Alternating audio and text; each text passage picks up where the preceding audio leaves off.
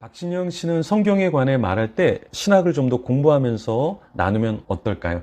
박진영 씨를 아는 분은 제 이야기, 이 내용을 꼭 전달해 주시면 감사하겠습니다. 박진영은 예수님이 하나님에게 창조된 존재다라고 이야기했는데요. 이런 사상은 초대교회 이단 사상이었습니다. 초대교회 이단자 아리우스가 이런 주장을 했죠. 하나님의 말씀, 즉 성자는 영원 전부터 있었던 것이 아닌 무로부터 만들어진 것이다. 그러므로 성자는 영원치 않고 시작이 비기닝이 있으며 존재치 않았던 때가 있었다. 이렇게 이야기했는데요. 아들, 즉 성자 예수님이 성부 하나님의 최초이자 최고의 피조물이다. 이렇게 이야기했습니다. 인지 가능한 모든 시간 전에 성부의 뜻에서 유래하여 무로부터 창조되어 세상을 창조하였다. 이렇게 주장했는데요. 박진영 메시지를 한번 같이 들어보시죠. 아들이 누구냐?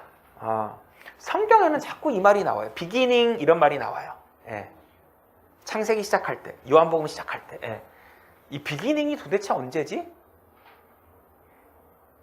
예수님이 태어나신 때가 비기닝이에요. 나중에 예수님이 될 뿐이죠. 하나님의 아들이 태어난 그 순간을 비기닝 이렇게 말해요. 애매한 때가 아니에요.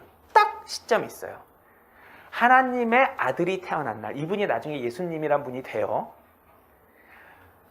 만들어졌다, 시작, 비기닝에 관해 말했죠. 아들이 되는 것에 대해서 이야기를 했는데요. 아리우스 내용과 같습니다. 이 아리우스는 알렉산드리아 지역 그리스도교 공동체의 금욕적이고 도덕적인 지도자였습니다. 아리우스는 신플라톤주의를 집대성해서 가르쳤는데요. 신플라톤주의가 어떤 것을 강조했죠? 신성의 절대적 단일성을 강조했잖아요. 그러다 보니까 하나님의 단일 신성을 강조하였고요. 결국에 그리스도가 신성적인 부분을 갖고 있지 않다. 그리스도가 피조되었다라는 사상으로 빠지게 되었던 거죠. 그러다 보니까 아리우스는 그리스도가 피조되었다라고 이야기를 한 것이죠. 결국 아리우스는 초대교회에 도전하는 주요 이단으로 정죄를 받았습니다. 성부와 성자가 동일한 본질이며 동격인 존재라는 삼위일체론을 정면 부정했죠. 아리우스는 그리스도는 성부가 세계의 구원을 위해 만든 도구에 불과하다 이렇게 주장했습니다. 그래서 그리스도는 성부와 동격 혹은 동일한 본질일 수 없고 오로지 이질적 본질이다 이렇게 주장했죠. 아타나시우스는 이런 아리우스를 방관할 수 없었습니다. 아리우스는 325년 5월에 열린 니케아 공의회에서